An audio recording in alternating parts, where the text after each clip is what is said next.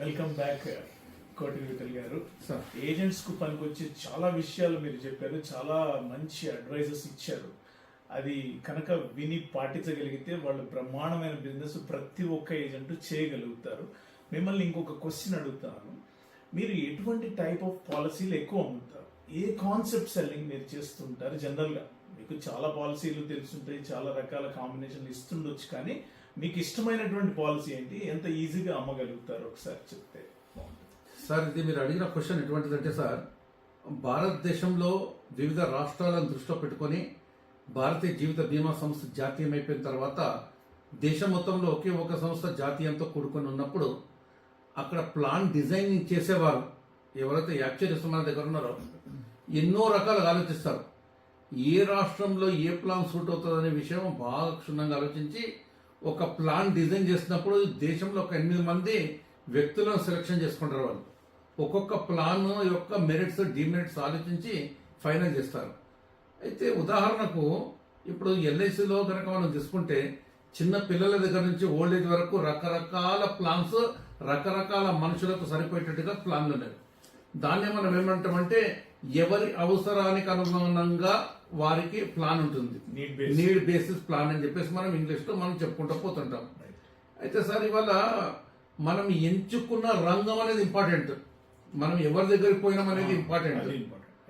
ఎవరి దగ్గరికి పోతున్నామో, ఎవరిని మనం ఎంచుకున్నామో, ఏ గ్రూప్ లో మనం మార్కెట్ చేస్తున్నాం అనేది ఇంపార్టెంట్. ఏ గ్రూప్ లో మార్కెట్ చేస్తున్నామో ఆ గ్రూప్ లో ఏ ప్లాన్ అయితే సూట్ అవుతుంది అనేది అక్కడ ఉన్న ప్లాన్లలో చూసుకొని మనం ఫైనల్ చేసుకోవాలి.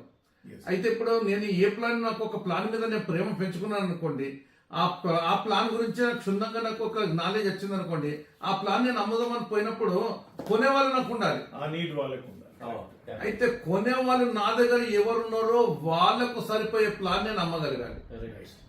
అయితే మొట్టమొదట మన కొనే వాళ్ళను సెలెక్షన్ చేసుకోవడం ఇంపార్టెంట్. అయితే ఇప్పుడు నేను రంగంలో నాకు ఏమవుతుందంటే సార్, నేను బిజినెస్ కమ్యూనిటీ సెలెక్షన్ చేసుకున్నాను. అందులోనే నిర్మలా సీతారామన్ గారు 2 years బ్యాక్ ఒక రూల్ తీసుకొచ్చారు. ఒక 5 లక్షల రూపాయల కంటే ఎక్కువ కనుక ప్రీమియం ఎవరైనా కట్టినట్టయితే వచ్చే మ్యాచ్యూరిటీ అనేది ట్యాక్సబుల్ అని చెప్పేసి అన్నారు. అంటే ఇక్కడ ఏమవుతుందంటే 5 లక్షల కంటే ఎక్కువ ఉన్న వాళ్ళకు ఏ ప్లాన్ అమ్మాలి, 5 లక్షల కంటే తక్కువ ప్రీమియం కట్టే వాళ్ళకు ఏ ప్లాన్ అమ్మాలి అనేది మనం డిసైడ్ చేసుకోవచ్చు. ఫర్ ఎగ్జాంపుల్ 5 లక్షల కంటే తక్కువ ప్రీమియం ఎవరైనా కడుతున్నారు అనుకోండి, ఎల్ఐసిలో ఉన్న ప్లాన్లలో జీవన్ లాభ్ అనేది మంచి ఈల్డ్తో కూడుకున్న ప్లాన్ అది 5 లక్షల కంటే తక్కువ అమ్మినప్పుడు. కానీ అదే జీవన్ లాభం 5 లక్షల కంటే ఎక్కువ ప్రీమియం ఎవరైనా కట్టేటోళ్ళకి కనుక ఇచ్చామనుకోండి, వచ్చే మ్యాచ్యూరిటీ ట్యాక్సబుల్ అని చెప్పేసి కనుక అంటే వాళ్ళ ట్యాక్స్ కన్సల్టెంటో వాళ్ళ ఆడిటరో లేకపోతే వాళ్ళ అకౌంటెంటో కనుక చెప్పారనుకోండి, వాడు ఇమీడియట్ గా వీక్ అయిపోయి అరే ట్యాక్స్ పడుతుంది అంటే నాకెందుకు అని చెప్పేసి అంటాడు. వాళ్ళకి అమ్మే ప్లాన్స్ వేరే ఉన్నాయి. జీవన ఉమంగ్ అమ్మచ్చు, జీవన ఉత్సవం అమ్మచ్చు. అటువంటి దాంట్లో మ్యాచ్యూరిటీ ఉండదు కాబట్టి అటువంటి ప్లాన్ మనం అమ్మినాం అనుకోండి సూట్ అవుతుంది. అయితే మనం ఎంచుకున్న యొక్క ప్రాస్పెక్ట్ ను దృష్టిలో పెట్టుకొని మనం ప్లాన్ డిజైన్ చేయడము, ప్లాన్ ను అనుకోవడం అనేది ముఖ్యం. అయితే ఇప్పుడు నా విషయానికి వచ్చినప్పుడు మాత్రం నేను ఎంచుకున్న రంగంలో నేను మాక్సిమం జీవన్ ఉమంగ్ మాత్రమే అమ్ముతాను. నా యావరేజ్ ప్రీమియం అనేది ₹1,00,00,000 పైన ఉంటుంది. నేను ₹1,00,00,000 పైన ఉన్న వాళ్ళకి మాత్రమే నేను క్యాన్వాసింగ్ చేస్తాను. అంతకంటే తక్కువ నెలకు నేను క్యాన్వాసింగ్ చేయను. అంతకంటే తక్కువ కెపాసిటీ వాళ్ళు నాకు అవసరం లేదు. రెస్ట్ తీసుకుంటాను ఇంట్లో బ్రహ్మాండంగా 365 రోజుల్లో 350 రోజులు ఉండమన్నా ఉంటాను రెస్ట్ తీసుకుంటూ.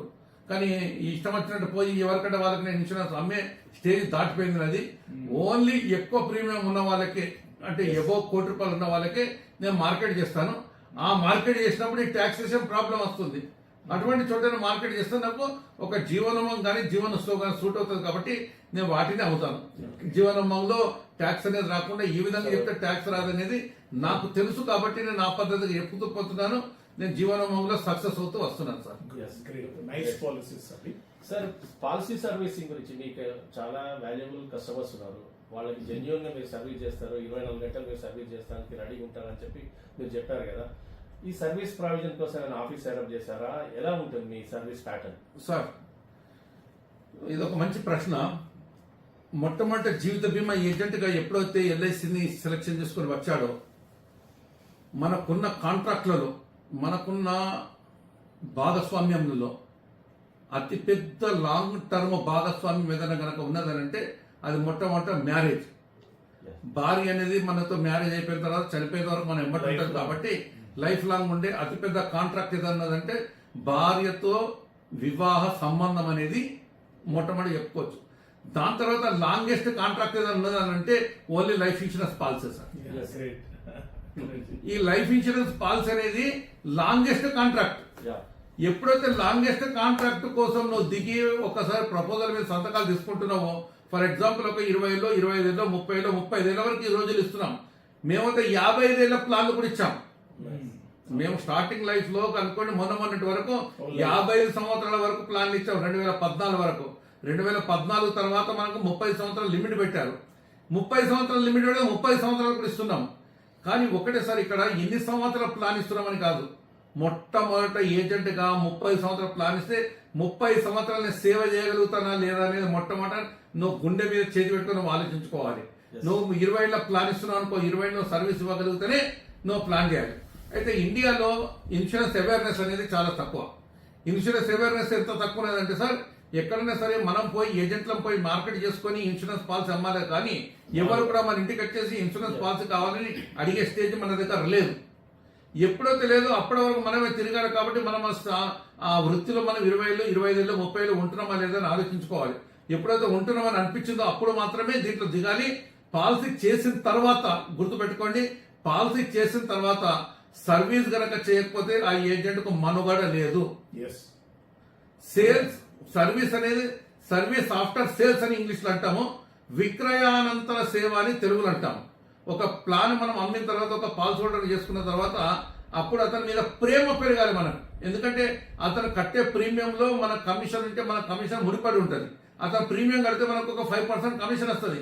ఈ 5% కమిషన్ తోని మనమే కాదు, నా మీద డిపెండ్ అయిన నా భార్య కానీ, నా పిల్లలు కానీ, నా కుటుంబ సభ్యులే కాకుండా నా ఇంట్లో పనిచేసే వాళ్ళు, నా డ్రైవర్ తో సహా, నా అసిస్టెంట్ అందరూ కూడా నా 5% మీద డిపెండ్ అయ్యారు.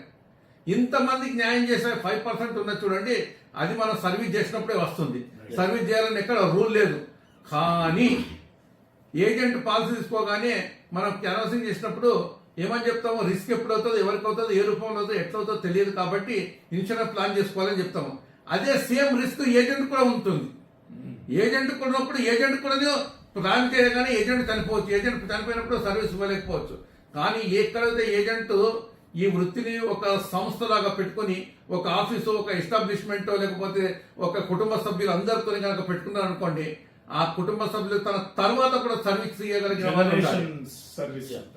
దానివల్ల ఏమవుతుందంటే సార్, నేను ఎన్నో చోట్ల చూస్తాను, ఏజెంట్ కానీ, డెవలప్మెంట్ ఆఫీసర్ కానీ, లేకపోతే ఆఫీస్ స్టాఫ్ కానీ జీతాలు తీసుకుంటారు, కమిషన్ తీసుకుంటారు ఎల్ఐసి నుంచి, కానీ తన వారసులను తీసుకురారు. చాలా మంది. కానీ నేను అట్లా చేయలేదు. నేను నా భార్యను తీసుకొచ్చాను, నా కూతురు తీసుకొచ్చాను, నా కొడుకుని తీసుకొచ్చాను, నా ఇంట్లో సభ్యులందరం కూడాను ఎల్ఐసి ఏజెంట్లమే. ఎవరు కూడాను బయటపోలేదు. ఇవాళ నా కొడుకును అనుకుంటే నేను అమెరికా పంపించచ్చు, ఇంగ్లాండ్ పంపించచ్చు, ఆస్ట్రేలియా పంపించచ్చు, ఇంకెక్కడ పంపించచ్చు. నేను ఎక్కడ పంపించలేదు. నేను ఎల్ఐసి నుంచి సంపాదించి, పేరు సంపాదించిన, కీర్తి సంపాదించిన, డబ్బు సంపాదించిన, ఏ డబ్బులు సంపాదించిన ఆ డబ్బుతో నా కొడుకుని చదివించాను. కాబట్టి నా కొడుకు యోగ్యుడైపోయాడు. ఆ యోగ్యుడైనడికి ఈ సంస్థ నిలబెట్టే బాధ్యత కూడా తనకుందని చెప్పేసి కొడుకును కూడా తీసుకొచ్చాను, భార్యను తీసుకొచ్చాను, కూతురు కూడా తీసుకొచ్చాను. ఇది అందరికీ కనుక ఉన్నదనుకోండి, జీవిత బీమా సంస్థ అట్లా నిలబడుతుంది. Very good sir. మీ అబ్బాయి ఆదిత్య కూడా టీఓటీ అని చెప్పి విన్నాను. అలాగే చాలా మంది ఏజెంట్ మిత్రులు కానీ, ఇంకా ఎల్ఐసి స్టాఫ్ కానీ, వాళ్ళని మళ్ళీ ఎల్ఐసిలోకి రావడానికి వాళ్ళ కొడుకులు కానీ, వాళ్ళ జనరేషన్స్ నెక్స్ట్ జనరేషన్ రావడానికి ఇష్టపడరు చాలా వరకు.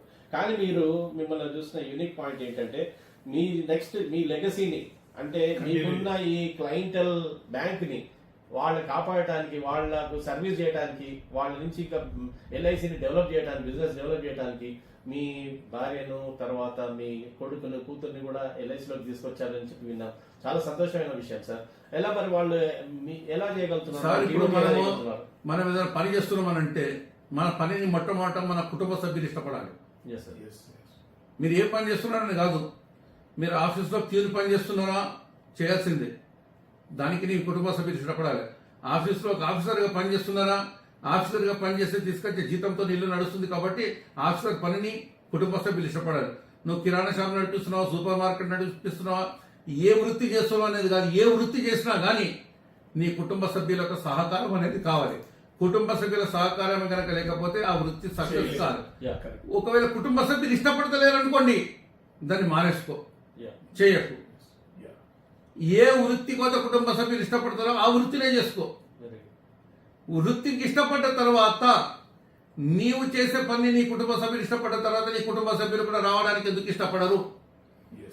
నీవు చేస్తున్న పనికి నువ్వు న్యాయం చేసుకుంటూ దాంట్లో రిజల్ట్ చూపించినప్పుడు నీ కుటుంబ సభ్యులు కూడా ఇష్టపడతారు. ప్రతి ఒక్క మనిషి చేసేది దేని కొరకు చేస్తారంటే మొట్టమొదట పొట్ట తిప్పల కోసం చేస్తారు. దాని తర్వాత కీర్తి కక్కుర్తి అనేది ఉంటుంది ప్రతి ఒక్కరికి. ఆ కీర్తి కక్కుర్తి కోసం పాపులాడుతుంటాడు. అటువంటి స్టేజ్లో నీ కుటుంబ సభ్యులు కూడా సహకారం నీకు దొరికి వారు కూడా నువ్వు చేసే పని కరెక్ట్ అన్నారు అనుకోండి, అటువంటిప్పుడు ఖచ్చితంగా నువ్వు నీ కుటుంబ సభ్యులను తీసుకొని వస్తావు. నువ్వు ఉద్యోగం చేస్తున్నావు, ఉద్యోగం చేసుకుంటే నీ పిల్లల్ని తీసుకుపోయి నేను ఆస్ట్రేలియా చదివిస్తా, ఇంగ్లాండ్ చదివిస్తానంటే చేసుకున్న ఏ సంస్థలో అయితే నమ్ముకున్నావో ఆ సంస్థకు అన్యాయం చేసినట్టే.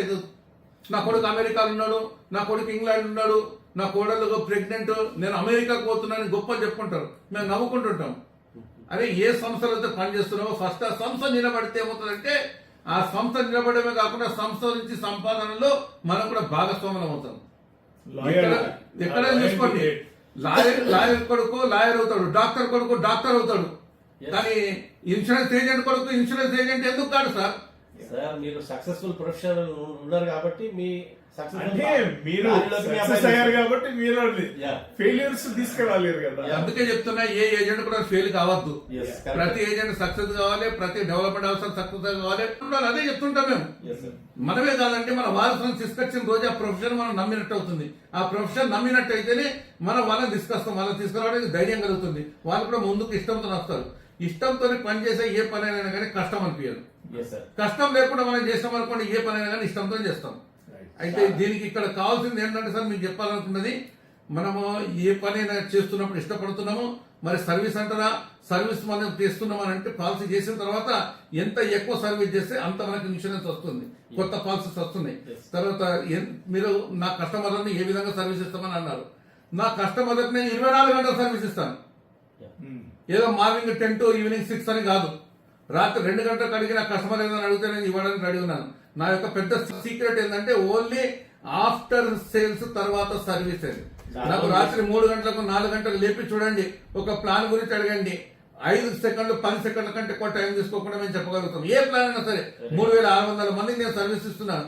3600 మందికి సంబంధించిన ఏ ప్రశ్నను అడగండి, మేము చెప్పడానికి తయారున్నాం. అటువంటి కమాండ్ మా దగ్గర ఉంది కాబట్టి నేను ఇవాళ సర్వీస్ కొరకు. అంతేకాకుండా నా కస్టమర్ల ఇండ్లలో నేను ఒకసారి పాలసీ చేశానంటే నేను ఆ కస్టమర్ ఇంట్లో నేను ఒక మనిషిని అయిపోతాను, ఒక కుటుంబ సభ్యుని అయిపోతాను, ఒక భాగస్వామిని అయిపోతాను. నేను వాళ్ళ అవసరాలు ఏమనే అవసరాలను నేను తీరుస్తాను. ఇవాళ హైదరాబాద్ లో ఇన్ని 5 స్టార్ హోటల్స్ ఉన్నాయి. ఏ 5 స్టార్ హోటల్కి వెళ్ళినా గానీ కౌటిక విఠల్ పేరు చెప్పారంటే ఎవరికి ఇవ్వని ధర నాకు ఇస్తారు. నా పాలసీదారులు అందరూ ఎక్కడ పోతారంటే 5 స్టార్ హోటల్ పోతారు. వాళ్ళ అవసరాలు 5 స్టార్ హోటల్ కాబట్టి ఆల్ 5 స్టార్ హోటల్స్ లో నా మనుషులు ఉన్నారు. ఆ మనుషులను పోషిస్తుంటాను నేను ఇవాళ ఆలోచించుకుంటాను నా పాలసీదారుడికి ఎక్కడ అవసరం ఉంది. ఇప్పుడు కొత్తగా రీసెంట్ గా డెవలప్ చేస్తున్నాను. ఏం డెవలప్మెంట్ చేస్తున్నా అంటే సార్ ఇవాళ ఇంకా బయటకు రాలేదు విషయము. ప్రతి ఒక్క కస్టమర్ కు ఇవాళ వెహికల్ ఉంటుంది. వెహికల్ కొత్త వెహికల్ తీసుకోగానే నాకు ఇన్ఫర్మేషన్ చేరాలన్న ప్లాన్ తో నేను ఏం చేశానంటే ఆ వెహికల్ తీసుకోగానే నంబర్ ఫ్రీగా ఇప్పిస్తానని చెప్పేసి కొత్త స్కీమ్ స్టార్ట్ చేశాను. ఆర్టీఓ దగ్గర ఓ బ్రోకర్ దగ్గర పోతే బ్రోకర్ 3600 4000 రూపాయలు తీసుకుంటున్నాడు. అవి ఏమి ఇచ్చే అవసరం లేదు. నీ ఏజెంట్ చెప్తే ఎల్ఐసి ఏజెంట్ చెప్తే ఎల్ఐసి ఏజెంట్ ఫ్రీగా నీకు నంబర్ ఇప్పిస్తాడు. ఇది కొత్త కాన్సెప్ట్ తీసుకొస్తున్నాను. అలాగే నా పాలసీ హోల్డర్ ఉన్నాడు అనుకోండి, నా పాలసీ హోల్డర్ అంటే నాకు గౌరవం. నాకు గౌరవం అంటే ఏంటి, అతను ప్రీమియం కడితే వచ్చే సంపాదనతో నా కుటుంబం కానీ నా కుటుంబ సభ్యులు కానీ నా మీద డిపెండ్ అయిన వర్కర్స్ కానీ అందరు కూడాను జీవిస్తున్నారు కాబట్టి అతను అంటే నాకు గౌరవం. గాంధీ మహాత్ముడు చెప్పినట్టు నా ప్రెమిసెస్ లో నా కస్టమర్ అంటేనే దేవుడు. నా కస్టమర్ కట్టే ప్రీమియం లో నాకు 5% కమిషన్ వస్తున్నది, ఊరికే కాదు. నాకు వస్తున్నప్పుడు చాలా తక్కువ మంది ఇలా ఆలోచిస్తారు. అదే సార్, నాకు వస్తున్నప్పుడు ఆ కమిషన్ కూడా మొత్తం నేను తినాలని కోరుకోవడము చాలా పెద్ద పొరపాటు అవుతుంది. నేనేం చేస్తానంటే సార్, చిన్న కస్టమర్ ఉంటే చిన్నగా, పెద్ద కస్టమర్ ఉంటే పెద్దగా. ఇవాళ ఒక 1 కోటి రూపాయల కంటే ఎక్కువ ప్రీమియం కట్టే కస్టమర్ నాకు ఉన్నాడు అనుకోండి, అతను బర్త్డే ఉండాలంటే అతని ఇంటికి వెళ్ళి ఏదో కేక్ కట్ చేయడమో లేకపోతే బొకే ఇవ్వడమో అలాంటివి నేను చేయను. నా కస్టమర్ ఉన్నాడంటే అతనికి బర్త్డే రోజు ఒక 1000 మందికి భోజనాలు పెడుతున్నాను. 1000 మందికి భోజనాలు పెట్టడం వల్ల 1000 మందికి ముందే అగ్రిమెంట్ చేస్తాను. 1000 మందికి కాంట్రాక్ట్ ఇచ్చేస్తాను. 1000 మంది భోజనాలకు డబ్బు మొదలే కట్టేస్తాను. పెద్ద షామియాని ఇస్తాను, దానికి ఒక పెద్ద రిబ్బన్ కటింగ్ పెడతాను. పెద్ద చీఫ్ గెస్ట్ వస్తారు, మంచి ఫోటోగ్రాఫర్లు, వీడియోగ్రాఫర్లు, విలేకరులు వస్తారు. తర్వాత నా ఎవరైతే పాలసీ హోల్డర్ ఉన్నాడో పాల్స్ హోల్డర్ యొక్క దగ్గర బంధువు కానీ పార్ట్నర్ కానీ ఇన్వైట్ చేసి అతనితో రిబ్బన్ కటింగ్ చేపిస్తాను. Yes, sir. 1000 మంది భోజనాలు అతను నిలబడి భోజనాలు వడ్డించినప్పుడు చూస్తుంటారు. 1000 మంది ఎక్కడైతే దొరుకుతారో అక్కడనే ఆ కార్యక్రమం చేస్తాం. పోలీస్ పర్మిషన్ తో చేస్తాను. మరి దానికి ఎంతో పెద్ద ఖర్చు అవుతుంది. మన ఖర్చు అవుతుంది కదా అని ఎవరు ముందుకు రారు. కానీ ఈ 1000 మందిలో కనీసం ఒక 10 నుంచి 15% జెన్యున్ గా ఆకలితోని అలమడే ఒక అంటే చాలా కష్టంతో ఉన్నవారు పేదవారు ఒక 10-15% ఉంటారు. దాంట్లో ఈ 10-15% ఇచ్చే దీవెనన్న పాలసీ హోల్డర్ దొరికిన పాలసీ హోల్డర్ 100 సంవత్సరాలు జీవించాలని కోరుకునేవాడిని సార్. చాలా చాలా గ్రేట్ సార్ ఇది. అందుకనే మీ కస్టమర్లు ఒకసారి మీ కస్టమర్ అయితే 100 సంవత్సరాలు మీరు ఉంటాడు సార్. ఇప్పుడు దానివల్ల ఏమవుతుందంటే సార్ మీకు అది చెప్తాను. ఏ కస్టమర్ అయితే ₹1,00,00,000 చేస్తున్నాడో ₹1,00,00,000 చేసేదానికి 1000 మంది భోజనాలు పెడుతున్నాను. అదే 50,000 కనుక కట్టేటోడు అనుకోండి 500 మంది భోజనాలు పెడుతున్నాను. ఎందుకు పెడుతున్నాను? నేను ఇస్తాను డబ్బు, వాళ్ళు ఇస్తున్నారు డబ్బు. వాళ్ళు ఇచ్చే డబ్బు మొత్తం నాది అనుకున్నప్పుడు నాకు పెట్టే అవకాశం ఉండేది. కానీ వాళ్ళు ఇచ్చే డబ్బులో వాళ్ళది కూడా భాగస్వామ్యం ఉన్నది. వాళ్ళు ఎందుకు తృప్తి పరచొద్దు, వాళ్ళు జరుపుకునే బర్త్డే రోజు నేను కూడా ఎందుకు షేర్ చేసుకోవద్దు అన్న ఉద్దేశంతో వాళ్ళు ఏం చేస్తున్నారంటే ఆకలితో అలమటించే వాళ్ళందరికీ భోజనం పెడుతున్నాను. నాకు కూడా దాంట్లో ఎంతో తృప్తి ఉంది. ఈ కార్యక్రమానికి నేనే కాకుండా నా భార్య, నా కొడుకు, నా ఇంట్లో ఉన్న వాళ్ళందరూ కూడా నిలబడి ఆ కార్యక్రమం పార్టిసిపేట్ అయిపోయి మేము నిలబడి అందరికి వడ్డన చేస్తుంటాం. మాకు ఎంతో తృప్తిని ఇస్తున్నది ఆ కార్యక్రమం. ఇది మరి ఇప్పుడు అందరికి కొత్తగా అనిపిస్తున్నది. మాకు అలవాటు అయిపోయింది. దాని కొరకు మొత్తం ఏర్పాట్లు చేసుకొని కూర్చున్నాం. పర్మనెంట్ షామ్యాన్ ఉంటుంది, పర్మనెంట్ గా వంట చేసే వాళ్ళు ఉంటారు, పర్మనెంట్ గా వడ్డం చేసే వాళ్ళు ఉంటారు, పర్మనెంట్ గా విలేకరులు ఉంటారు. ఓ రిబ్బన్ కటింగ్ కోసం రిబ్బన్ ఉంటుంది, కత్తెర ఉంటుంది, అన్ని ఏర్పాటు చేసి పెట్టేసుకున్నాం. ఆ డేట్ ముందే మాకు మా దగ్గర పనిచేసే స్టాఫ్ లో మొత్తం డేట్ అన్ని డిసైడ్ చేసేస్తాడు. ఈ డేట్ నాడు వీళ్ళ బర్త్డే, ఈ డేట్ నాడు వీళ్ళ బర్త్డే అని. ఆయనకు అడుగుతాం బర్త్డే రోజు నువ్వు రాగలుగుతావు వచ్చి నువ్వే రిబ్బన్ కటింగ్ చేయమని. ఆయన రిబ్బన్ కటింగ్ చేయగలిగితే చాలా సంతోషం. ఆయన ఏలేడు అనుకోండి, ఆయన చీఫ్ గెస్ట్ గా రాలేకపోతున్నాడు అనుకోండి, ఆయన బంధువులు రమ్మంటారు. ఆయన బంధువులు లేడు అనుకోండి, ఎల్ఐసి అధికారులు రమ్మన్నాను. ఒకసారి ఎల్ఐసి జోనల్ మేనేజర్ వచ్చాడు పునీత్ కుమార్ గారు, వచ్చేసి చీఫ్ గెస్ట్ గా అటెండ్ అయ్యాడు. ఆయన చాలా సంతోషపడ్డాడు. ఆయనకు ఏదో ఒక 20-30 మందికి వడ్డం చేసి పొమ్మనంటే ఆయన కంటిన్యూ 300-400 మందికి వడ్డం చేసి మేము చాలా ఆశ్చర్యపోయాం. అంటే ఎంత తృప్తి అంటే వాళ్ళు వడ్డన చేసినప్పుడు అన్నం తినేవారు చేతులు జోడిస్తారు, ధన్యం పెడతారు, దండాలు పెడతారు, కళ్ళ నుంచి నీళ్లు తీస్తారు, ఏడుస్తుంటారు. ఇంత చక్కటి భోజనమా. ఆ భోజనం ఎటువంటి భోజనం పెడతామంటే మరి ఏదో ఎట్టికి పెట్టినట్టు పెట్టాం. మనం ఏం తింటామో అదే భోజనం పెడతాం. క్వాలిటీ విషయంలో ఎక్కడ కూడా కాంప్రమైజ్ కాదు. కారణం ఏంటంటే సార్ క్వాలిటీ విషయంలో కాంప్రమైజ్ అయ్యారనుకోండి ఆ ఫుడ్ పాయిజన్ అయిపోతుంది. ఆ ఫుడ్ పాయిజన్ అయిందంటే ఇమీడియట్ గా పోలీస్ కంప్లైంట్ అవుతుంది. పోలీస్ కంప్లైంట్ అయితే మనం పర్మనెంట్ గా జైలుకి వెళ్తాం. చాలా చక్కటి భోజనం వాళ్ళకి పెట్టామనుకోండి ఎంతో తృప్తిగా తింటారు. కాబట్టి మేము ఆ విధంగా అవలంబిస్తున్నాము. పాల్చోటర్ ఎందుకు పోతాడు సార్, మన ఎందుకు వదిలేసిపోతాడు. తర్వాత ఏదో ఇయర్లీ ప్రీమియం పెడతారు. ఇయర్లీ ప్రీమియం పెట్టడం చాలా తప్పు అంటాను నేను. ఇయర్లీ ప్రీమియం పెట్టడం వల్ల ఏమవుతుందంటే సంవత్సరానికి ఒకసారి కస్టమర్ దగ్గర పోయినట్టు అవుతుంది. నేను అలా కాదు, నేను క్వార్టర్లీ ప్రీమియం పెడతాను. 3 నెలలకు ఒకసారి పార్టీ దగ్గర పోతాను. 3 నెలల దగ్గర పోయి పార్టీతో కూర్చుంటాను, అన్నం తింటాను, డిన్నర్ టైం పోతే డిన్నర్ చేస్తాను, టిఫిన్ టైం ఉంటే టిఫిన్ చేస్తాను. ఏది లేకుంటే టీ కాఫీ తీసుకుని మాట్లాడి ఇంకో కొత్త ప్లాన్ తీసుకొని ఒక కొత్త ప్రపోజల్ విషయం రాసుకొని ఒక కొత్త ప్రపోజల్ ఒక 2-3 పేర్లు తీసుకొని టీ తాగేస్తుంటాను. 3 నెలలకు ఒకసారి రిపీట్ గా పోయే ఛాన్స్ నేను తీసుకుంటాను. అది తీసుకోవడం చాలా మంచిది. ఇప్పుడు ఈ మధ్యలో నేను ఒక 2-3 ఏళ్ళ నుంచి న్యాచ్ నేర్చుకున్నాను. న్యాచ్ లో ప్రతి నెల పేమెంట్ ఉంటుంది. ప్రతి నెల పార్టీ దగ్గర పోతాను, రేపు చెక్ వస్తున్నది, జాగ్రత్త అమౌంట్ బ్యాంక్ లో ఉంచండి అని చెప్పడానికి పోతున్నాను, కలుస్తున్నాను. పార్టీ అంటేనే వాళ్ళ అకౌంటెంట్ పిలుస్తున్నాడు, పిలిచే చెప్తాడు విఠల్ చెక్ వస్తున్నాడు రేపు అంటే డబ్బు అరేంజ్ చేసుకుంటున్నా అని చెప్తాను. ఇంకేం విఠల్ బాగున్నావు అది అని అడుగుతాడు, నేను బాగున్నావు అని అడుగుతా. యోగక్షేమాలు అడిగిన తర్వాత ఒక 2 పేర్లు ఇవ్వమంటారు, 2 పేర్లు ఇస్తాడు. ఒక కొత్త ప్రాస్పెక్ట్ డెవలప్ పోతుంటది. మనం సంవత్సరం కోసం అంటే సంవత్సరం కోసం తప్పించుకునేది అంటే సంవత్సరం ప్రీమియం పెట్టుకోవాలి. అది అందులో అటువంటి పెట్టుకోవడం తప్పని కానీ పెట్టుకోవడం వల్ల ఉపయోగం లేదు. ప్రతి కస్టమర్ దగ్గర మీరు రెఫరెన్స్ తీసుకుంటారా సార్ కంపల్సరీగా? సార్ ఏ కస్టమర్ అయినా కానీ మనం నమ్మిన నాడే మన దగ్గర పాలసీ చేస్తాడు. ఆయనకు సబ్జెక్ట్ నచ్చితేనే పాలసీ చేస్తాడు. ఎప్పుడైతే సబ్జెక్ట్ తనకు నచ్చిందో తన బంధువులకు కానీ తన ఫ్రెండ్స్ కానీ ఆ ప్లాన్ ఉండాలని చెప్పేసి కోరుకుంటాడు. సార్ నిజమైన ఫ్రెండ్షిప్ చెప్తాను సార్, నిజమైన ఫ్రెండ్షిప్ చెప్తాను. నా 40 సంవత్సరాల జీవిత బీమా ఏజెంట్ గా సారాంశం చెప్పంటే నా 4 ముక్కలు చెప్పండి చెప్తాను. ఇవాళ మీరు వచ్చిన రోజు కనుక తీసుకుంటే ఏం రోజు సార్ ఇవాళ ఫ్రెండ్షిప్ డే ఉంది. అసలు స్నేహితుల దినోత్సవం నాడు మీరు నా దగ్గరకు వచ్చారు. నిజమైన స్నేహితుడు కనుకుంటే మొట్టమొదట సార్ అతనికి ఇన్సూరెన్స్ ఎంత ఉంది అనేది మొట్టమొదటి అడిగినాడు నిజమైన ఫ్రెండ్. ఎందుకంటే సార్ ఆడు క్లోజ్ ఫ్రెండ్ అని చెప్పుకుంటాడు.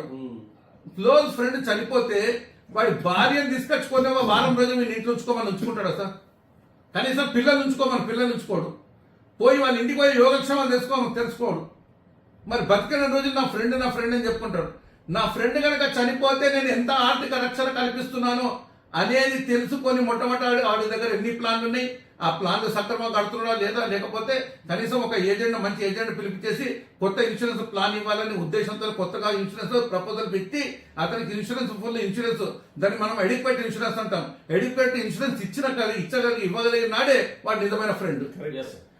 రియల్ ఫ్రెండ్ ఈజ్ వాళ్ళ ఉన్నతిని కోరుకొని వాళ్ళ రక్షణ కల్పించి కుటుంబాన్ని. ఇవాళ స్నేహితుల దినోత్సవం నాడు 40 సంవత్సరాల ఎక్స్పీరియన్స్ ఉన్న ఒక భారతీయ జీవిత బీమా సంస్థలో నెంబర్ 1 ఏజెంట్ గా ఉండి నా ఉపదేశం ఏదైనా వినాలనుకుంటే మాత్రం చెప్తున్నా సార్.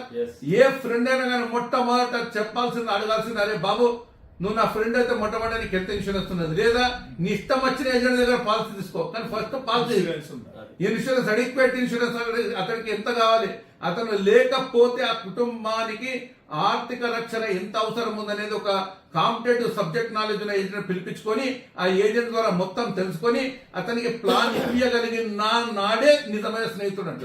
ఇంకో విషయం, ఒక కస్టమర్ యొక్క శ్రేయోభిలాషంగా మీరు వాళ్ళు పుట్టినరోజు నాడు 1000 మందికి అన్నదానం చేయటం, అది దట్టు క్వాలిటీగా చేయటము అనే విషయం ఉంది చూసారా.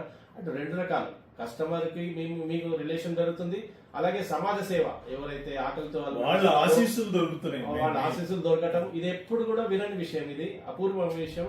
ఇంకోటి, ఈ రకంగా మీరు ఆ కస్టమర్ తోటి బాండింగ్ అని ఏర్పరచుకొని మీరు అందుకోసం 25 ఏళ్ళ ప్రాస్పెక్టింగ్ ఇస్తున్నది కాన్ఫిడెంట్ గా చెప్పగలుగుతున్నారు అంటే అదే కారణం సార్. అదొకటే కాదు సార్, నేను ఏమని చెప్పానంటే ఒక్కసారి ఏజెంట్ ఒక కుటుంబంలో పాలసీ ఇచ్చిందంటే కుటుంబంలో అతను ఒక కుటుంబ సభ్యుడు అయిపోవాలి. పాత రోజుల్లో మేము ఏజెన్సీ తీసుకున్న స్టార్టింగ్ డేస్ లో మాకు ఎల్ఐసి ఆఫ్ ఇండియా వాళ్ళు ఒక ఫోటో చూపించేవారు. ఒక కుటుంబం ఫోటో చూపించేసి దాంట్లో ఇన్సూరెన్స్ ఏజెంట్ ఎవరైనా చూపించామన్నమాట. ఇన్సూరెన్స్ ఏజెంట్ గుర్తుపట్టలేకపోతుంటే కుటుంబ సభ్యుడిలాగా ఏజెంట్ కలుసుకోవాలి. అప్పుడు కలిసిపోయినప్పుడు ఏమవుతుందంటే, ఇంకా నేను చెప్తున్నా సార్, వాళ్ళ ఇంట్లో పెళ్లిడు ఉన్న అమ్మాయి అబ్బాయికి పెళ్లి సంబంధాలు తీసుకొచ్చే బాధ్యత ఏజెంట్ తీసుకోవాలి. వాళ్ళకి ఏదైనా జబ్బు కలిగినాడు సరైన హాస్పిటల్ తీసుకుపోయి ట్రీట్మెంట్ ఇప్పించగలగాలి. వాళ్ళకి ఆర్థిక అవసరాలు ఉంటే బ్యాంకు నుంచి లోన్ ఇప్పియాలి, ప్రైవేట్ ఫండ్ నుంచి లోన్ ఇప్పియాలి. నేను కోట్ల రూపాయల లోన్లు ఇప్పిస్తుంటాను సార్. నేను ఎందుకు ఇప్పిస్తాను, వాళ్ళ అవసరం అట్లున్నదని చెప్పేసి. హాస్పిటల్ ఉంటే ఎక్కడికో పోవద్దు, నా డాక్టర్ దగ్గర పోవాలంటాను, నా డాక్టర్తో ట్రీట్మెంట్ ఇప్పిస్తాను. పెద్ద పెద్ద హాస్పిటల్లో ఇవాళ స్నేహితం చేసుకుంటాను. ఎందుకు స్నేహం చేసుకుంటానంటే నాకు అవసరం ఉంటుంది. ఇవాళ మీకు కొత్త చెప్పాను, మీకు ఆర్టీఓ ఏజెంట్ నువ్వు స్నేహం చేసుకుని రెగ్యులర్ గా సార్ ఇది కొత్త కాన్సెప్ట్ స్టార్ట్ చేస్తున్నాను. 5 స్టార్ హోటల్లో చేస్తున్నారు ఫంక్షన్ హాల్, పెద్ద పెద్ద ఫంక్షన్ హాల్లో నా పేరు చెప్తే వాళ్ళు ఎంతో మాట్లాడుకుంటారు. దానికంటే 1,00,000-2 లక్షల రూపాయలు నేను పోతే డిస్కౌంట్ ఇస్తారు. పెద్ద పెద్ద బిల్డర్ల దగ్గర పోయి అపార్ట్మెంట్ కొంటున్నారు. అదే వాళ్ళు కొన్న ధరను ఫైనల్ అయిపోయిన తర్వాత నాకు చెప్పమంటాను. నేను చెప్తే మినిమం 2 లక్షలు, 3 లక్షలు, 4 లక్షల రూపాయలు తక్కువ చెప్పేస్తాను. ఒకవేళ తక్కువ కాలేదనుకోండి, అక్కడ 2 లక్షల రూపాయలు నేను ఇచ్చేసి వస్తాను. ఈ 2 లక్షల రూపాయలు మా ఏజెంట్ కౌటిక విట్టల ద్వారా తగ్గిపోయిందని చెప్పి వాళ్ళకి చెప్పమంటాను. ఏమవుతుంది దానివల్ల, నాకు నా పాలసీ హోల్డర్ దగ్గర ఒక స్థానం పెరుగుతుంది. ఆ సంవత్సరం నాకు కమిషన్ రాలేదనుకుంటాను, దానివల్ల జరిగే నష్టమేం లేదు, కానీ నాకు ఒక మంచి స్థానం అంతా ఏర్పడ్డది కదా. పాలసీదారునికి నిజమైన స్నేహితుడు చేసినప్పుడే నువ్వు లాంగ్ టర్మ్ కాంట్రాక్ట్ ఒప్పుకొని ముందుకు రావాలి. లేకపోతే ఏదో సింగిల్ డిపాజిట్ చేసుకుంటా, ఫిక్స్డ్ డిపాజిట్ లాగా సింగిల్ ప్రీమియం కట్టుకుంటా నీ బతుకు అక్కడే ఉంటుంది. నువ్వు లక్షాధికారి కాదు, లేవు కోటీశ్వరుడు కాలేవు. డబ్బులు కావాలి అని అంటే డబ్బులు ఎట్లా వస్తాయని ఆలోచించుకోవాలి. ఏ ప్లాన్ లో డబ్బులు ఎక్కువనే ఆ ప్లాన్ ఎవరికి అమ్మితే పైసలు వస్తాయని ఆలోచించుకోవాలి. ఇవాళ జీవన్ ఉమంగులో, జీవన్ ఉత్సవ్లో ఇవాళ కమిషన్ రేట్లు తక్కువ చేయలేదు, కానీ జీవన్ ఉత్సవ్ ఎవరికి అమ్మితే తీసుకుంటారు అనేది మనకు తెలియాలి. వాళ్ళ దగ్గర మనం తిరగాలి, వాళ్ళ దగ్గర తిరిగి వాళ్ళకి జీవన్ ఉత్సవం అమ్మగలగాలి. అటువంటిప్పుడు మనకు కూడా కమిషన్ ఎక్కువ వస్తుంది. కమిషన్ తక్కువ చేసారు కాదు, దేంట్లో కమిషన్ మన కోసం రూల్ చేంజ్ కాదు. ఏ రూల్ అవుతుంటుందో ఆ రూల్ లో మనం ఎట్లా సక్సెస్ కావాలని ఆలోచించుకోవాలి తప్ప మన కోసం కార్పొరేషన్ రూల్ మార్చాలి, నా దగ్గరగా మార్చాలి అనేది కాదు. కార్పొరేషన్ లో మనం ఏజెంట్ పోయింది, అక్కడ ఉన్న కండిషన్లను ఒప్పుకొని సంతకం పెట్టాం. ఆ సంతకం పెట్టి ఆ కండిషన్లతో వాళ్ళ ఏజెంట్ అక్కడ పోయినాం మనం. కార్పొరేషన్ మనది కాదు, కార్పొరేషన్ ఓనర్ అంటూ ఉన్నారు. మనం ఆఫ్టర్ ఆల్ కమిషన్ తీసుకొని పనిచేసే వాళ్ళం. ఆ కమిషన్ తీసుకొని పనిచేసినప్పుడు మన కోరికలు అక్కడ నడవవు. అక్కడ ఉన్న రూల్స్ ఏంటంటే సర్కమ్స్టాన్సెస్ మారవు, ఏ పరిస్థితులు మనం ఎట్లా మారాలని, ఏ పరిస్థితి ఉంటుందో రౌండ్, ఆ రౌండ్ లోపల మనం యుద్ధం చేయాలి. నా కోసం పరిధి పెంచమంటే పెంచారు. ఇవాళ క్రికెట్ ఉన్నదనుకోండి, అక్కడ 11 ప్లేయర్లే ఉండాలి. 11 ప్లేయర్లను ఎట్లా సెట్ చేసుకోవాలని కెప్టెన్ ఆలోచన ఉంటుంది. 11 బదులుగా నేను 20 మంది ప్లేయర్గా నాకు కావాలంటే ఇయ్యలేదు గేమ్ కాదు. గ్రౌండ్ అది బాగా పెద్దగా ఉన్నది, ఇంత పెద్ద గ్రౌండ్ ఉంటే నేను 6 కొట్టలేను అంటే అది నడవది. ఆ గ్రౌండ్ ఉండే సైజ్ అంతా. నీకోసం గ్రౌండ్ చిన్నది కాదు, పెద్దది కాదు. మీరు ఎలైట్ క్లబ్ గా ఉన్నారు, ఎన్నో ఎండిఆర్టీలు చేస్తున్నారు, ఇంకెంతో చేయాలని ఆశ ఉండొచ్చు కదా. మీ అంబిషన్ ఏంటి, అసలు మీ లైఫ్ అంబిషన్ ఏంటి, ఎలా అంబిషన్? ఇవన్నీ పెద్ద పెద్ద డైలాగులు, పెద్ద పెద్ద మాటలకు జవాబులు చెప్పే స్టేజ్ మనకు కాదు వాస్తవానికి. సార్ మనం లైసెన్స్ తీసుకున్నాం, జీవిత బీమా లైసెన్స్ తీసుకున్నాం. ఆ లైసెన్స్ తీసుకున్నప్పుడు మనకు 24 గంటలు మనం పనిచేయడానికి అవకాశం ఉన్న లైసెన్స్ ఇది. నువ్వు ఏదైనా ఒక సూపర్ మార్కెట్ లేకపోతే ఇంకేదైనా లైసెన్స్ తీసుకున్నావు అనుకోండి, అక్కడ కండిషన్ ఉంటుంది. ప్రొద్దున 10 గంటల నుంచి సాయంత్రం 9:30 10 గంటల వరకు అని ఉంటుంది. షాప్ కట్టేయాలని ఉంటుంది. మీరు చూడండి, ఎక్కడ చూడండి. మీరు ఇలా డెవలప్మెంట్ ఆఫీసర్ ఉన్నారు, నేను ఆఫీస్ లో రాత్రి 7 గంటలకు పని చేస్తానంటే చేయనియరు. ఆ సెక్యూరిటీ బయటకు కొట్టేస్తాడు. ప్రొద్దున 10 గంటల నుంచి 5:30 వరకే మీ డ్యూటీ ఉంటుంది. అట్లా ప్రతి ఒక్కరికి నిర్ణీతమైన టైం ఉన్నది. కానీ ఇన్సూరెన్స్ ఏజెంట్కో టైం అనేది లేదు. నువ్వు అమెరికాలో పని చేసేవాడికి రాత్రి 2 గంటల క్యాన్వాసింగ్ చేసుకో, బ్రహ్మాండం క్యాన్వాసింగ్ చేసుకోవచ్చు. రాత్రి లేదు పగలేదు, కష్టపడాలని కనుక కోరిక ఉంటే దానికి ఒక లిమిటేషన్ అనేది లేదు. మేము అట్లా కష్టపడ్డాం. మా ఆరోగ్యాలను సైతం పట్టించుకోకుండా కష్టపడి పైకి తీసుకొచ్చాం. దీన్ని ఎవరు పరిచయం లేని చోట, ఎడారి లాంటి ప్రాంతం నాకు హైదరాబాద్ నేను వచ్చినప్పుడు నాకు ఎవరు ఇక్కడ దిక్కుతోచని స్థితి. గెస్ట్ హౌస్లలో పండుకుంటూ, గెస్ట్ హౌస్లలో ఉంటూ ఇన్సూరెన్స్ కోసం ప్రచారం చేసుకుంటూ పోయాను. ఇవాళ విఠల్ దగ్గర ఇన్సూరెన్స్ చేయడం అనేది ఒక ప్రిస్టేజ్ గా ఫీల్ అయ్యే రోజులు తీసుకొచ్చాను. నేను తిరుగుతలేను, 40 ఏళ్ళ వయసు వచ్చిందా నేను తిరుగుతలేను. ఎంత చేయాలని చెప్పేసి అప్పుడప్పుడు నాకే విరక్తి వస్తుంది. కానీ ఎక్కడికి పోతే అక్కడ ఇన్సూరెన్స్ బిజినెస్ నాకు వస్తున్నది, కోట్ల రూపాయలు వస్తున్నది. ఇవాళ 100 కోట్ల రూపాయల పాలసీ నాకు ఎందరో మంది ప్రాస్పెక్ట్ నిలబడుతున్నారు, నేను చేయలేకపోతున్నాను. ఇవాళ నిన్న ఒక 2 ప్రపోజల్ ఇవాళ సబ్మిట్ చేసుకుంటే ఒకటి 50 కోట్లది, 25 కోట్లది ఒకటి. రేపు నెక్స్ట్ డే అంటే రేపు సోమవారం రోజు ఒకటి 50 కోట్ల ప్రపోజల్ ఇస్తున్నాను, ఒకటి 25 కోట్లది ఇస్తున్నాను. నాకు 25 కోట్లు 50 కోట్ల చాలా చిన్నగా కనపడుతున్నది. కానీ అదే చిన్న ఏజెంట్ అబ్బో పెద్దగా అంటున్నాడు. ఎందుకు పెద్దగా? చేస్తూ పోయినప్పుడు అదే కనపడుతుంది. మా తర్వాత మీరు అన్నారు టైం అన్నారు. టైం అనే విషయం ఏముంటుందండి సార్, ఏజెంట్గా లైసెన్స్ తీసుకున్న తర్వాత తను ఎంత టైం వేస్ట్ చేయకుండా మనం ఇన్సూరెన్స్ ఏజెన్సీకి న్యాయం చేస్తున్నాం అనేది ముఖ్యం. టైం మేనేజ్మెంట్ విషయంలో మనకు 7 గంటలు నిద్ర కావాలి, 2 గంటలు వేరే కాలక్షేపాలకో లేకపోతే ఈ భోజనానికో లేకపోతే డాక్టర్ని యూరిన్కో అన్నిటి కలిపి 2 గంటలు తీసుకోండి. 9 గంటలు పోయిన తర్వాత సార్ 24 గంటలు 9 గంటలు తీసేసిన తర్వాత మీకు 15 గంటల టైం ఉంది సార్. 15 గంటల టైంలో మీరు ఎన్ని గంటలు ఏజెన్సీ వృత్తికి ఇస్తున్నారు అనేది ఇంపార్టెంట్. ఆ టైం ఏ విధంగా యూజ్ చేసుకుంటున్నారండి సార్. ఎంత అవసరం అంటే దీంట్లో నేను ఉదాహరణకు నేను ఇక్కడ కూర్చున్నా అంటే ఎందుకు కూర్చున్నా, ఏం అవసరం ఉంది, ఇక్కడ కూర్చోవడం వల్ల నాకేం లాభం, నాకేమవుతున్నా మాట్లాడుతున్నా, నాకు ఏదైనా ఇన్సూరెన్స్ ప్రపోజల్ దొరుకుతుందా, ప్రతి క్షణం ఆలోచించాలి, ప్రతి క్షణం నీ టార్గెట్ కనబడాలి. అన్నిటికంటే ముఖ్యం ఏంటంటే సార్, ఈ వృత్తిలో పనిచేస్తున్నప్పుడు నేను చాలా చక్కటి సక్సెస్ పాయింట్ చెప్తున్నాను ఇప్పుడు మీకు. ఈ వృత్తిలో పనిచేస్తున్నప్పుడు ఇది నిరుత్సాహము, నిర్లిప్తత, ఓటములతో కూడుకున్న ప్రొఫెషన్. ఇక్కడ ఆదాయం మనకు పనిచేస్తే ఆదాయం వస్తున్నది అన్నప్పుడు ఈ ఆదాయంలో భాగస్వామ్యం ఎవరు ఉంటారు అనేది మొట్టమొదటి మనం ఆలోచిద్దాం.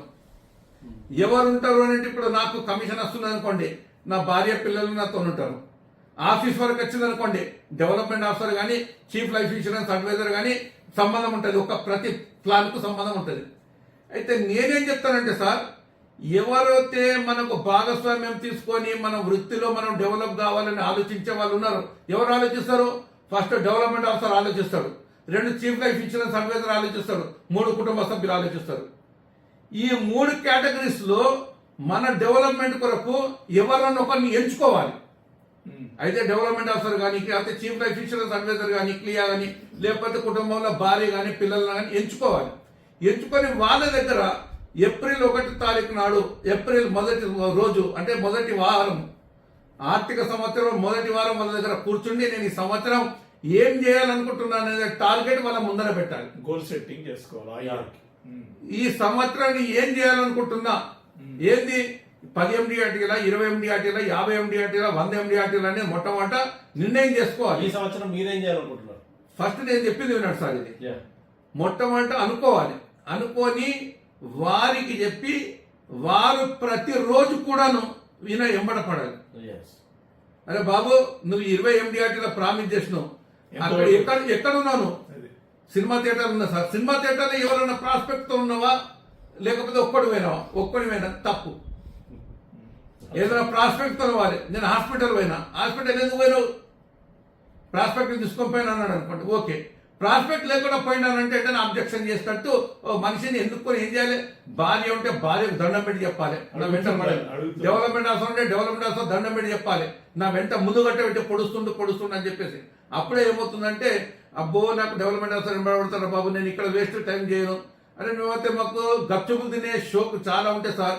నిజామాబాద్ లో ఏ ఒక్క రోజు కూడా రోడ్డు మీద నిలబడి గప్చుపులు తినలేదని ఎవరైనా చూస్తాడేమని. ఇప్పటికి సార్ మేము దినంలో సినిమా చూసే అలవాటు మాకు లేదు. ఎవరైనా చూస్తారు మాకు గుర్తుపడతారని చెప్పేసి. ఎందుకు? ప్రతి క్షణం కూడా యూజ్ చేసుకోవాలి. కారణం ఏంటంటే సార్, ఇవాళ మనం మాట్లాడుకున్నాం స్నేహితుల దినోత్సవం అని చెప్పేసి మాట్లాడుకున్నాం. ఇవాళ ఫోర్త్ సార్ ఇవాళ థర్డ్ డేట్ ఆగస్టు మంత్ 2025. నా జీవితంలో మళ్ళీ రాదు. నేను ఎదుటి జీవితం గురించి చెప్తాను, నా జీవితంలో మళ్ళీ రాదు. కమర్షియల్ కాస్ట్ టు కాస్ట్ తయారు చేసి 5 స్టార్ ఏజెంట్ అని ఒక 100 మందిని మినిమం తయారు చేసి ఈ 100 మందిని నేను ఇప్పుడే చెప్తున్నా గోవాకు బ్యాంకాకు తీసుకెళ్లాలి. జనవరిలో వాళ్ళని తీసుకెళ్ళి అక్కడ పెద్ద కాన్ఫరెన్స్ పెడదాం. అక్కడ last year 150 crores policy propose చేశారని విన్నా. అసలు ఎలా ఎట్లా approach కాగలుగుతారు? HNIs ని ఎలా అప్రోచ్ కావాలి? సార్ మీకు చెప్పాను ఇంతకుముందు, ఏజెంట్ కావాల్సింది ఓపిక అని. ఎస్, ఓపిక, సబ్జెక్ట్ నాలెడ్జ్, ఫోకస్ కనుక ఉంటే సార్ ఓపిక ఉంటుంది సార్. మీ లెవెల్ వాళ్ళని ఆ లెవెల్ వాళ్ళని పోవాలంటే నాకు హై Confidence లెవెల్ ఉండాలి. హై లెవెల్ లేదు నేను సార్. ఎట్లా వెళ్తాను లేదు సార్. జంక్ ఉంటుంది మన దగ్గర. లేదు సార్, జంక్ కాదు, ఏది కాదు. సబ్జెక్ట్ నాలెడ్జ్ అనేది చాలా అవసరం. సబ్జెక్ట్ నాలెడ్జ్ లేకుండా నీ సబ్జెక్ట్ లో నువ్వే కింగ్ వై కనుక ఉంటే, నీ సబ్జెక్ట్ లో ఎల్కేజీ యూకేజీ స్టూడెంట్ కాదు, నువ్వు మాస్టర్ వై ఉండాలి. Yes sir. నువ్వు మాస్టర్ వై ఉండాలంటే నీ సబ్జెక్ట్ మీద అవగాహన ఉండాలి, సబ్జెక్ట్ మీద ప్రేమ పెంచుకోవాలి, సబ్జెక్టును ప్రతిరోజు చదవాలి, సబ్జెక్ట్ మీద ప్రతిరోజు పరిశోధన చేసుకుంటూ పోవాలి. చేసుకుంటూ పోయిన తర్వాత ప్రతి ఒక్కరికి ఇన్సూరెన్స్ అవసరమే. ఆడు ధనవంతుడు కోటీశ్వరుడు అని కాదు, మనకున్న సూత్రాలు ఉన్నాయి. ధనవంతుడు అని కాదు, మనకు ఎంతో ఇన్కమ్ ఉంది, మనకు క్లియర్ గా ప్రతి చోట ప్రిన్సిపల్స్ ఉన్నాయి. 35 సంవత్సరాల లోపు ఉంటే మనం ఎన్ని రెట్లు ఇన్సూరెన్స్ ఇస్తాము, 45 సంవత్సరాల వయసు ఉంటే ఎన్ని రెట్లు ఇస్తాము, అక్కడ ఇన్కమ్ చూసుకొని ఇచ్చేస్తాం తప్ప హై నెట్ వర్త్ లేకపోతే హై నెట్ వర్త్ ఇండివిజువల్ లేకపోతే ultra high net worth individual అనేది ఉండదు. మనము ప్రతి ఒక్కరికి అవసరమే. కాకపోతే ఆ స్టేజ్ కి మనం పోవాలనుకున్నప్పుడు మాత్రం మనకు సబ్జెక్ట్ నాలెడ్జ్ కావాలి. ఆ స్టేజ్ పోయినప్పుడు వాళ్ళ చుట్టూ చార్టర్డ్ అకౌంటెంట్ ఉంటారు, ఫైనాన్షియల్ అడ్వైజర్లు ఉంటారు. అక్కడ ఎలాంటి సిస్టమ్ లో వాళ్ళందరినీ కూడా కన్విన్స్ చేయగలిగిన శక్తి మన దగ్గర ఉన్నప్పుడు మనం యజమాని దగ్గర పోగలుగుతాం. పరిచయాలు ఎట్లా ఏర్పడతాయి? పరిచయాలు చేసుకోవాలి సార్. పరిచయాలు చేసుకోవాలంటే స్టార్టింగ్ లోనే పరిచయాలు కావు. నీకు ఉదాహరణకు ఒక చిన్న బుక్ సెల్లర్ది చెప్తాను, మీకు ఈజీ వేది చెప్తాను. ఒక బుక్ సెల్లర్ ను నేను క్యాచ్ చేసిన విధానం చెప్తాను మీకు. శ్రీ విద్య బుక్ డిస్ట్రిబ్యూటర్స్ అని చెప్పేసి ఇవాళ కోటిలో చాలా పాపులర్ బుక్ సెల్లర్స్ అని. దాదాపు 22-23 సంవత్సరాల క్రితం నేను హైదరాబాద్ సెటిల్ అవుతున్న రోజుల్లో అతనికి ఇన్సూరెన్స్ గురించి నేను చెప్పాలన్నప్పుడు అతడు ఎక్కడ టైం ఇస్తాడు అని చెప్పి చూస్తున్నాను. ఎక్కడ పోయినా కానీ టైం దొరుకుతలేదు. చివరికి ఆయన గురించి నేను స్టడీ చేస్తున్నప్పుడు పొద్దున 6 గంటలకు షాప్కి వస్తున్నాడు, సాయంత్రం 6 గంటలు కాగానే 12 గంటల డ్యూటీ కాగానే డ్యూటీ దిగుతున్నాడు. ఇంటికి పోతున్నాడు, ఇంటికి పోతలేడు. మరి ఎక్కడ పోతున్నాడని 6 గంటలకు నేను ఉండి ఆయన ఫాలోఅప్ చేసుకుంటూ పోతుంటే రోజు 6 గంటలకు ఒక బార్కి వెళ్ళి 2 గంటలు అక్కడ బార్లో కూర్చుండి మందు తాగి 8 గంటలకు ఇంటికి వెళ్ళిపోతాడు. మరి అటువంటి చూసిన తర్వాత అతనికి అక్కడ తప్ప ఇంకెక్కడ కూడా ప్రశాంతత దొరుకుతలేదు. నేను అతని కోసం బార్కి వెళ్ళడం అలవాటు చేసుకున్నాను. నేను అలవాటు చేసుకుని బార్ లో ఆయనకు ఎక్స్ప్లెయిన్ చేస్తాను. ఆయనకు ఎక్కింది కాబట్టి 20 ఏళ్ళకి అతని పాలసీలే కాదు, అతను ఎందరియో పాలసీల కోసం నాకు రికమెండ్ చేసిండే, ఎందరియో పాలసీలు నాకు వచ్చాయి. వాకింగ్ ఎగ్జాంపుల్ చెప్తాను సార్. నాకు స్టార్టింగ్ లో ఫస్ట్ పాలసీ నేను హైదరాబాద్ చేసిన పాలసీ కాచిగూడలో ఒక కెమికల్. అక్కర్లేదు, మీరు జస్ట్ సంతోషం, చాలా సంతోషం. పేరు చెప్పొద్దండి, ఇంకా సంతోషం. బిజినెస్ ఉన్నది, 1000 టీఓటీల బిజినెస్ అంటే 6000 MDRTల బిజినెస్ ఉన్నది. చేసుకునేవాడు కావాలి. ఇప్పుడు నేను నాకు నా ఏజ్ 63 సంవత్సరాలు ఎంత ఓపిక ఉంటుంది. చూస్తున్నారు కాబట్టి నీకు కనబడుతుంది, చూడని వాడు అట్లనే కనబడదు. అడుగడుగున బిజినెస్ ఉన్నది సార్. చేసుకునేటోడికి ఇవాళ చేసుకున్నంత బిజినెస్ ఉన్నది. ఇవాళ ఆర్టిఫిషియల్ ఇంటెలిజెన్స్ వచ్చిన తర్వాత నేను ఒక డాటా కావాలని తీసుకుంటే, ఇవాళ ఒక హైదరాబాద్ లో తీసుకుంటే సార్ ఎన్ని కంపెనీలు ఉన్నాయి, కంపెనీ లిస్ట్ వస్తున్నది, అడ్రస్ వస్తున్నాయి, ఫోన్ నంబర్లు వస్తున్నాయి, ప్రతిదీ వస్తున్నది. చేసేవాడు కావాలి. నా దగ్గర చేసేవాడు దొరుకుతలేడు. అదే కదా. ఇన్సూరెన్స్ చేసేవాడు కనుక ఇవాళ ఉంటే ఇవాళ ఇక్కడ ఎంతో సంపాదిస్తామో వేరే ఏ వృత్తిలో సంపాదించలేము. అంత పెద్ద బిజినెస్ ఇక్కడ మార్కెట్ ఉంది సార్. ఇంత పెద్ద మార్కెట్ ఉందంటే సార్ మరి దాని దగ్గరికి మనం మెదలాల్సి వస్తుంది. మెదలాల్సి వస్తుంది అంటే మరి ఇలా ధనవంతుల దగ్గరికి మన మీద స్కూటర్ సైకిల్ పట్టుకొని పోతే నడవదు. మరి ఇలా కార్లు ఉండాలి. కార్లలో కూడా బెస్ట్ కార్ ఉండాలి. దానికోసం నేను ఒక బెంజ్ కార్ కొనుక్కున్నాను. ఎల్ఐసి వాళ్ళ డబ్బుతోనే కాదు, నా సొంత డబ్బుతోనే బెంజ్ కార్ కొనుక్కున్నాను. మరి దాని తగ్గట్టుగా డ్రెస్సెస్ ఉండాలి. దాని తగ్గట్టుగా మన ఆహార్యం మన కనబడంతా కూడా డిఫరెంట్ గా ఉండాలి. కాబట్టి నేను వాడే పెన్ను ఇగో సార్, ఇది వాడే పెన్ను అది 55,000 రూపాయల పెన్ ఇది. నైస్.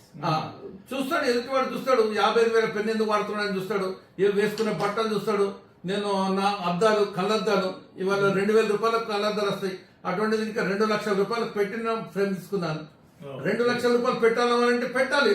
ఇదంతా పెట్టుబడి. ఇది పెట్టుబడి అంటే ఏంది? ప్రాఫిట్ తో తీసుకొచ్చేదాన్ని పెట్టుబడి అంటాం. ఇన్వెస్ట్మెంట్. బెల్ట్ పెట్టుకున్నాను 1,20,000 రూపాయల బెల్ట్. అది ఆ కాల బక్కిలే ఉంటుంది. 1,00,000 రూపాయలు 1,10,000 రూపాయలు బక్కిలే ఉన్నది. మరి డ్రెస్ ముఖ్యమే. డ్రెస్ ముఖ్యం, అడ్రస్ ముఖ్యం. అడ్రస్ చాలా ముఖ్యం సార్, డ్రెస్ కంటే కూడాను. మీరు చెప్పిన కొటేషన్ నాకు బాగా నచ్చింది సార్. హెచ్ఎన్ఐ బిజినెస్ కావాలి అంటే మీరు హెచ్ఎన్ఐ కావాలి. ఫస్ట్ ఆఫ్ ఆల్ మీరు హెచ్ఎన్ఐ కావాలి. అవును సార్, సెలబ్రిటీల పాలసీలు కావాలి అని కోరిక కలిగింది అనుకోండి, మొట్టమొదటి నువ్వు సెలబ్రిటీ కావాలి. కరెక్ట్. అది నువ్వు సెలబ్రిటీ కాకపోతే నేను దగ్గర అనేవాడు మైండ్ సెట్ రావాలి. అని ఏ క్లబ్ లో పోతే నువ్వు ఆ క్లబ్ లో పోవాలి. ఎక్కడ తిరుగుతా అక్కడ తిరగాలి. ఏ మందు తాగుతా ఆ మందు తాగాలి. ఎక్కడ వాడు సినిమాలు చూస్తాడు అక్కడ సినిమాలు చూడాలి. ఇవాళ కొన్ని సంవత్సరాలు అవుతుంది సార్, నేను కూర్చుండే ఏదైనా సినిమాకి వెళ్తే నేను ఆ పుష్ బ్యాక్ ఉండే చైర్ ఉంటా చూడండి, రిక్లైనర్ అంటాం చూడండి, అది తప్ప అది దొరుకుతానే పోతే లేకుంటే పోదు. ఎందుకంటే నేను అందరిని గుర్తుపట్టకపోతే నన్ను ఎందరో గుర్తుపడతాను నేను ఎక్కడ కూర్చున్నాను అనేది. అలాగే ఎటైనా ఫ్లైట్ లో పోతుంటే కూడాను ఈ ఎకనామిక్ క్లాస్ లో పోను, నేను బిజినెస్ క్లాస్ ఫస్ట్ క్లాస్ లో పోతుంటాను. నా పక్కకున్నంత పరిచయం చేసుకుంటాను. ఒకప్పుడు ఒక ట్రైనర్ నాకు దొరికింది ఒక 20 ఏళ్ల క్రితం, రిజల్ నాయుడు అని చెప్పేసి. ఆయన ఇచ్చిన హింట్స్ తోనే నేను ఎన్నో కోట్ల రూపాయల బిజినెస్ చేసుకున్నాను. ఆ విధంగా చేసుకుంటే అడుగడుగున బిజినెస్ ఉన్నా సార్, లేదనేది లేదు. మరి మనం సెలబ్రిటీ కాకుండా సెలబ్రిటీ పాలసీలు కావాలని కోరుకోవడం, ఏదో నేను పాడుపడ్డ ఏరియాలో ఉంటాను, ఓ క్యారీ బ్యాగ్ పట్టుకుంటాను, నా దగ్గర ప్లాస్టిక్ కవర్ పట్టుకొని ఇన్సూరెన్స్ పాలసీ కోసం తిరుగుతానంటే అదే లెవెల్ ఉంటుంది. చాలా మంది ఏజెంట్స్ వాళ్ళు మోడిఫై చేసుకోవాల్సి వస్తుంది, ట్రాన్స్ఫర్మేషన్ కావాల్సి వస్తుంది. ఇవాళ చూశారు కదా, ఇప్పుడు చూడండి ఇవాళ విఠల్ గారు చెప్పినట్లు చూసేవాడి దృష్టికోణం నుంచి బిజినెస్ ఉంటుంది. బిజినెస్ లేదు అనుకుంటే మార్కెట్ లో బిజినెస్ లేదు. బిజినెస్ అనేది ఫస్ట్ మైండ్ లో నుంచి మళ్ళీ రాదు. ఇవాళ నేను మీకు టైం ఇచ్చి మాట్లాడుతున్నాను. నేను విఠల్ గారు, అతను రాజేష్ విఠల్ గారు, మీరు ఇంత అభివృద్ధి సాధించారు, మా ఏజెంట్ మిత్రులకు ఎంతో చెప్తా అంటే మీరు వింటా అంటే నేను చెప్తాను. ఒక కోరిక ఉంది, మీరు వింటా అంటే నేను చెప్తాను. Pakistan single premium highest 100 crores తీసుకొచ్చాడు ఒక ఏజెంట్ మిత్రుడు. మీకు తెలిసేమో అతను తెలియదు సార్. అతను 2 గంటల ట్రైనింగ్ తీసుకుంటాను. ఈ 2 గంటల ట్రైనింగ్ లో విజయ్ సార్ మీకు ఒకటి గర్వంగా చెప్తాను, ఒక ట్రైనింగ్ 1 గంట సేపు కూర్చుంటానంటే గంట సేపట్లో 60 నిమిషాలు ఉంటే 59 నిమిషాలు నాకు తెలిసిందే ఉంటది. మళ్ళీ వింటా. 1 నిమిషం ఏదైనా తెలియని ఉండొచ్చు, కానీ నాకు తెలియని విషయం ఇది ఉన్నదని చెప్పి వాళ్ళకు తెలియదు. ఆ 1 నిమిషం కోసం నేను 60 నిమిషాలు కూర్చోవాల్సిందే. అంతే తప్ప ట్రైనింగ్ ఎవరు ఇస్తున్నారని కాదు, ఎందుకు ఇస్తున్నారని కాదు, వాళ్ళకి నాలెడ్జ్ ఎక్కువ తక్కువనే కాదు. మనం కూర్చోవాలి, ఏదైనా కొత్త విషయం తెలుస్తున్నట్టు ఆశాతం కూర్చొని ఎన్నోసార్లు ట్రైనింగ్ లో కూర్చుండి బోర్ వేస్తే నాకు నిద్ర వస్తుంది. నిద్ర వచ్చినా పర్లేదు అనుకుంటా నేను, కానీ నిద్ర నుంచి అప్పుడప్పుడు చూసుకున్న తర్వాత రామకృష్ణ యూనివర్సిటీ నాకు కొత్త కాదు, చాలా పాతది. నేను ఎందుకు పోవాలని చెప్పేసి నేను రానని చెప్పాను. ఆశ్చర్యపోతున్నారు, అరే ఎల్ఎస్ వాళ్ళు నేను ఫ్రీగా తీసుకోపోతున్నారు కదా, నువ్వు ఎందుకు అంటే నేను పోనాను. అదే రోజు నన్ను ఒక చోట క్యాన్వాసింగ్ చేసుకుంటే నాకు 10,000, 20,000, 50,000 నాకు ఉల్టా నాకు కమిషన్ వచ్చే అవకాశం ఉంటుంది. నేను ఎందుకు పోవాలి అక్కడికి? ఈ విధంగా ప్రతిరోజు ప్రతి మనిషి కూడా డెవలప్ కావాలనుకున్నప్పుడు ఆలోచించుకోకపోతే నడవదు.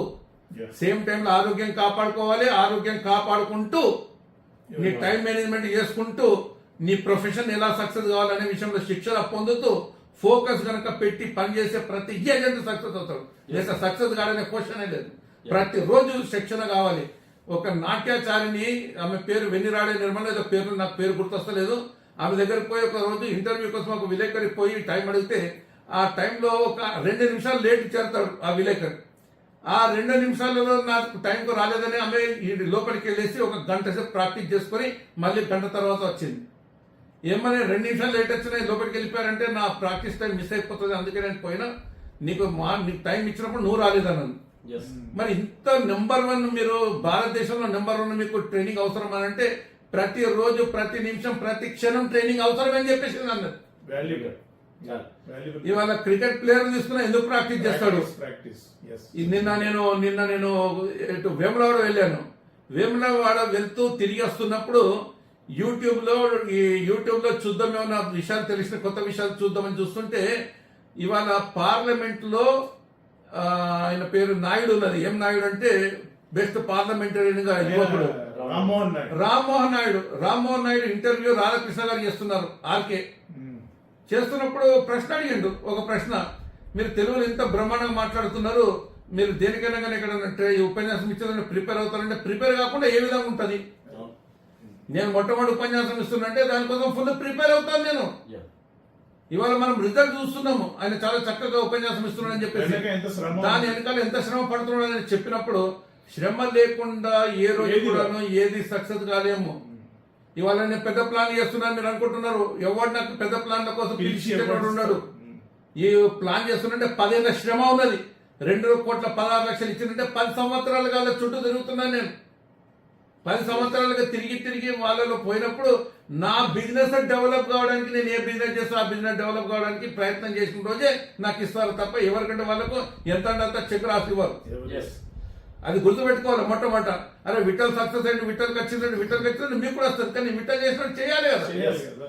మీరు మీ సోదరులకి ఏజెంట్ మిత్రులకి మీరు ఇచ్చే సలహా ఏంటి? నా ఏజెంట్ మిత్రులకు నేను ఇచ్చే సలహా ఒకటే సార్, ప్రతి రోజు కూడా ట్రైనింగ్ లేకుండా ఏది రాదు. Focus yes.